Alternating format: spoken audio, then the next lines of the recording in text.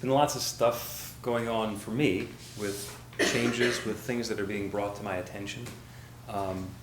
We've got the Beyond Limits class going now, which is a wonderful reminder of the basics of a spiritual practice and how we create our experience, and do that intentionally.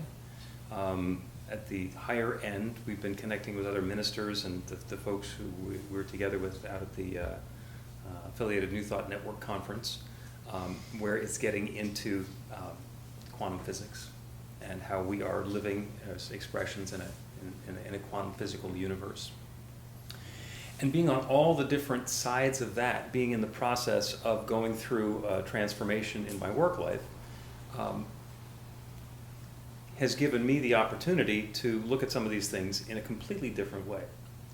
So there's a part in John, in the Gospels, where Jesus tells the disciples to be in the world but not of the world. I'm not going to read the passage. And that's what we're talking about today, is being in the world but not being of the world. And most people take that to mean that we don't want to let the effects and the activities that are going on in the world around us be in control of us. We live in this world, but we want to be not controlled by it, but involved in it. So that's the common way of understanding that. So let me jump all the way to past the metaphysics of it, to the quantum physics of it, the quantum mechanics. So the quantum physicists say that everything is energy. And what happens is the energy, which travels in waves, converts itself into particles when we look at it. And there are all sorts of different conversations about how that happens. There's a great theoretical experiment about Schrodinger's cat. We haven't decided what we're going to do about that. We might just get a cat or take one of the cats we already have and rename it Schrodinger, because it's just a step in the right direction. But the idea that what happens is that nothing happens until we look at it. The physicists are telling us that the entire universe is created from consciousness. If everything is possible until we particularize it, then that is being created by consciousness. Whoa, that's actually pretty big. So being in the world but not of the world means that we're having this physical experience, this human experience, in an infinite universe that's shaping itself continuously based on the impress of thoughts that are coming in from us and from everybody. Well, okay, that's pretty way off the top of the charts there. What does that mean for me? And so I started thinking about the kingdoms of consciousness we were talking about a couple of weeks ago, and how we go through changing our lives so that we are involved in that creative process. And that's what we're doing in the Beyond Limits class.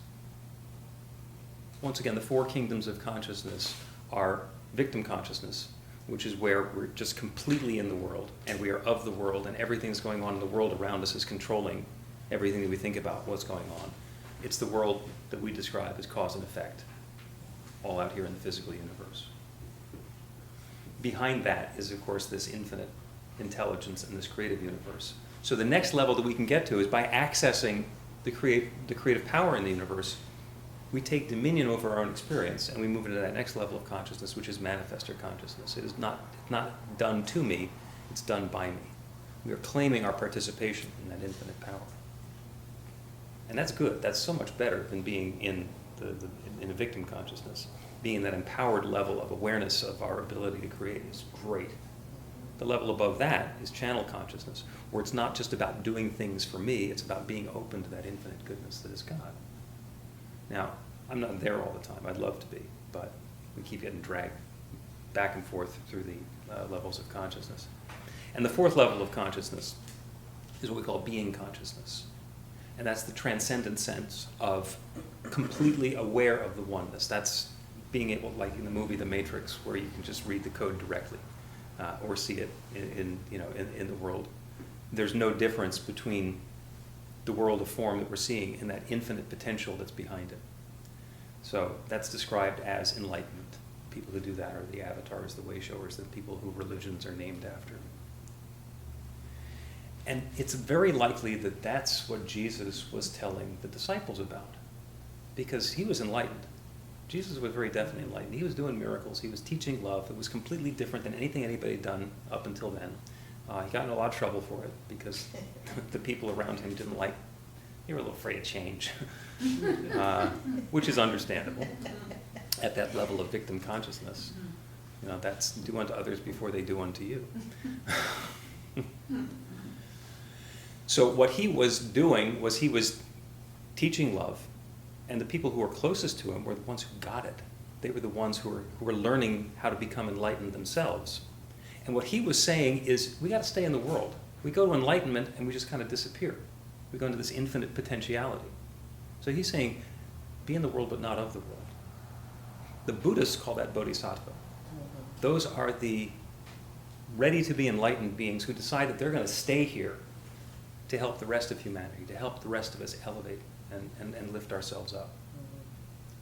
So as we are on this path from wherever it was that we started, and we're transcending these levels of consciousness, that's the goal. No, that's not the goal. That's the top of the chart. By the time, and this is my belief, I don't know, because I haven't been enlightened, and I haven't had a deep conversation with somebody who is enlightened. By the way, if somebody tells you they're enlightened, they're not. What happens with people who are enlightened is everybody else around them notices that they're enlightened, and they don't mention it for themselves. Interesting difference. So I haven't had that conversation. But enlightenment is where none of the rest of this matters, and we're ready to transcend and go and be part of that pure field, that field of pure potentiality. So let's leave that one off the top of the chart just for now, because we are here to have a human experience, to be in the world, even though we're not of the world. And I was thinking about all the things that we're teaching and all the things that other religions teach and spiritual practices. And I noticed that all of them tend to have the same 5 elements. It's like spirituality by the numbers. There's 5 steps in treatment. There's 4 levels of consciousness. There's all the rest of it. There's only one, but now we got some more. And that first level is intention, which is where we go from having things just happen around us to be able to be consciously setting an intention for something new in our lives. Those are affirmations. That's the self-help movement. And it works. And it works. We can change things in our lives. You know, Think and Grow Rich and all the other books that have been around about how you can set an intention and create a new experience. It works. It works to an extent. Because that'll only work up to the level of our belief. So, because, again, it's done unto you as you believe, not as you want. And if what you want is something that you believe could happen, then that's fine. But if what you want goes a little bit past the edge of your belief, then suddenly there's a stopping point. How can something that's never happened before happen now? And that brings me to the second one, which is grace, or allowing. That's where we recognize that there's an infinite power that creates everything. And instead of forcing something to be created my way, I'm going to allow this new good to flow into my life. And what happens is it sometimes shows up exactly the way we wanted it. Exactly the way the recipe called for. Everything fits in with our original ideas. And sometimes it doesn't work that way. Sometimes instead of saying, this is what I want to have, we say, this is how I want to feel. This is who I want to be. This is the experience that I want to be open to in my life. And we don't dictate the blueprint for it, but we say, this is the experience that I want to be having. And then we allow. And the infinite has so many possibilities for how to create something new in our lives that it does. Because, as we've mentioned before, it only has one answer. It says yes. And if I say, I want to have a perfect loving relationship, then the universe says yes to my wanting and allows me to have more wanting.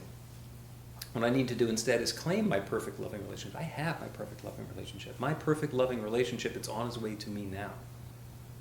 That perfect person or that perfect group that I'm looking for is looking for me. And I know that this infinite universe that creates everything, that is love itself, is bringing all the pieces together. I let go of who it has to be or what it needs to look like, and I allow. And the third piece we get to is gratitude. To be grateful for all of the good. I mean, let's face it, we're living in an infinite universe that can do anything. Anything that you actually want to create and have in your life is available to you now. What's not to be grateful for? There's so many people who get into relationships. It's like, well, I want love and respect. The other person says, I want love and respect too. We just need to love and respect each other. We need to show each other love and respect. Yes, we do. Yes, yes, yes. You go first.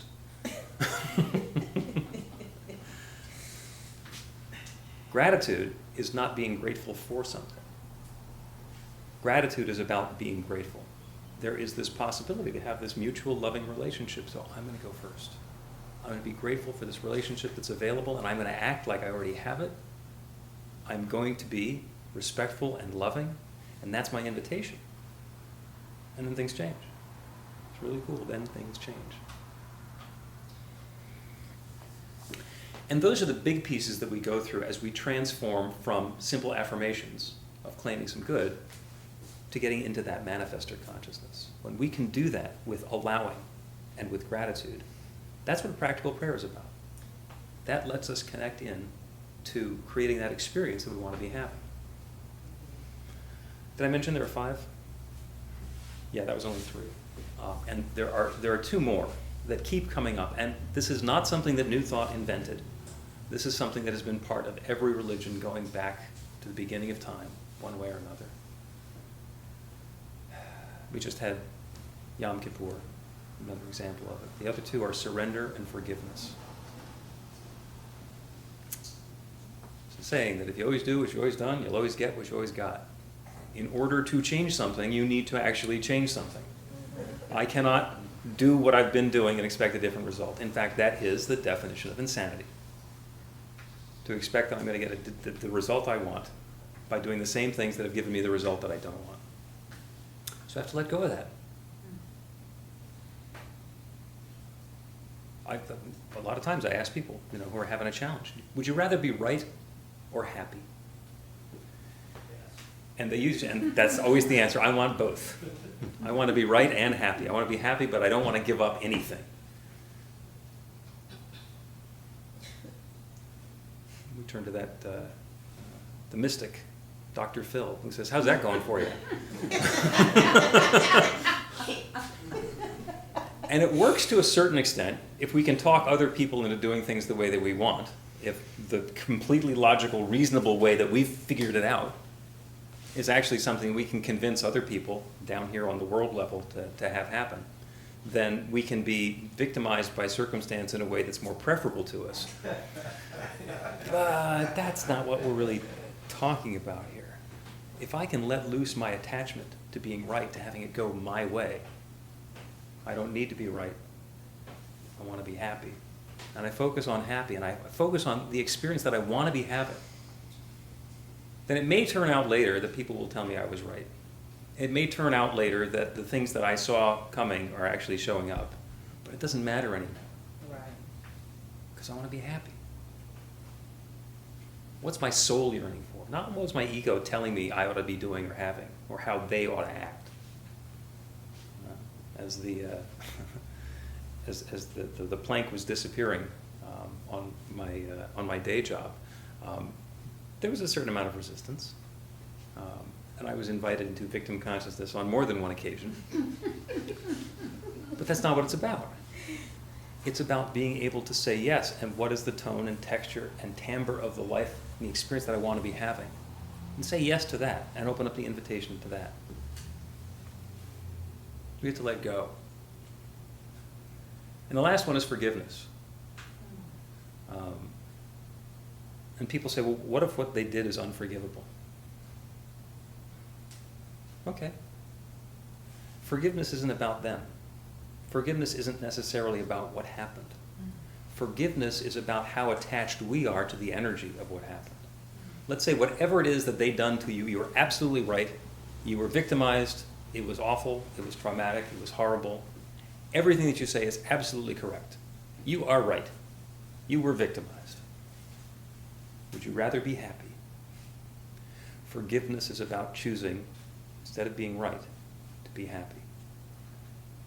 What we're doing is we're taking our energy away from that circumstance or that person or that activity and being okay in spite of the fact that happened.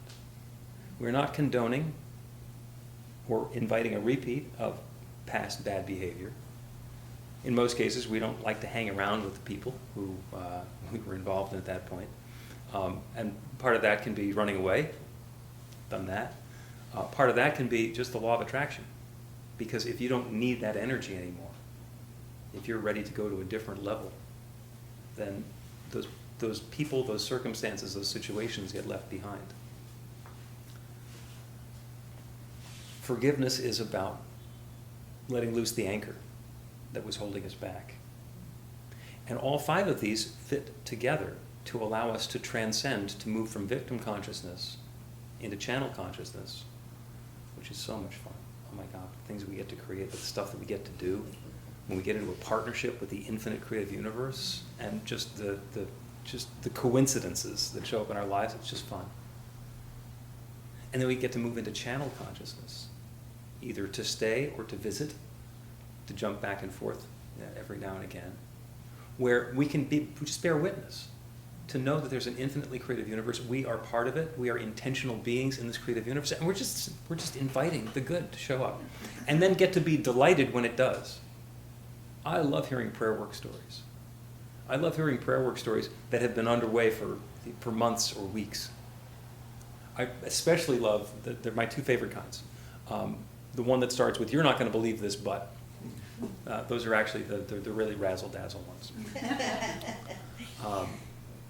Because the universe has a tendency to understand what it is that we want, and once we clear our consciousness and allow it to happen, it can happen in such a grand and glorious way that we would never have expected it to be as awesome as it is.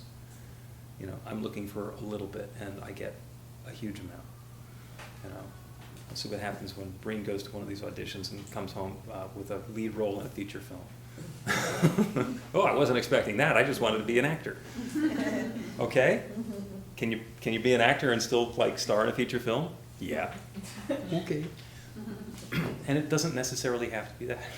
Whatever it's going to be, what we're doing is we're opening ourselves up to those possibilities. You know, what is it that's going to happen? And be delighted by it. My other favorite kind of prayer work story is where the doctors either scratch their heads or apologize because the original diagnosis must have been wrong, because there's no sign of whatever that terminal disease was anymore. And I've seen those, and I've heard about enough of those happening that, medical science says that could not possibly be a miracle. And the reason is because they don't know how to do miracles. They don't know how to explain miracles.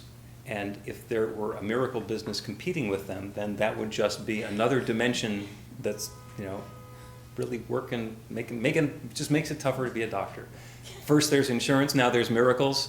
I mean, there's government regulations, there's the FDA, there's the pharma companies, and now we have to deal with miracles. So those are my favorite kinds.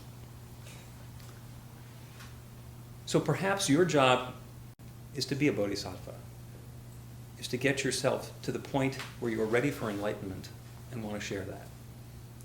And maybe your job is to create some more love and good in the world. Perhaps that's enough. You don't need to figure out what the end of the path is. When I first got into this teaching and I was taking my foundational class and I was learning how to get green lights and parking spaces, it was awesome. And it transformed my life. And I turned from pure ego to being open to love. And that was enough. And somebody said, "You could be a practitioner." I said, "I don't think so. Those practitioners, they got stuff going on." And then I got into practitioner training, and I told somebody who I'd been involved with, actually the guy who taught my foundation classes, I just started practitioner training. He says, "I'm not surprised. You'll be great." And I started running a teen group, and the teens started calling me Reverend Bill, and I said, "Oh, I don't think so." And as time progressed, it became more and more reasonable to do that. So now here I am, ordained as a minister and an author, and they're different experiences. And I haven't arrived at a destination. I'm simply taking the next step and the next step and the next step. And that's what we're all doing. So the invitation for you is to turn your attention to love. Whatever the situation happens to be, how could there be more love in this situation? Emma Curtis Hopkins, who basically was the teacher of the founders of most of the New Thought movements, at least a half a dozen of them. Her ministry is called High Watch. and what she always encouraged us to do was in any situation to take a high watch.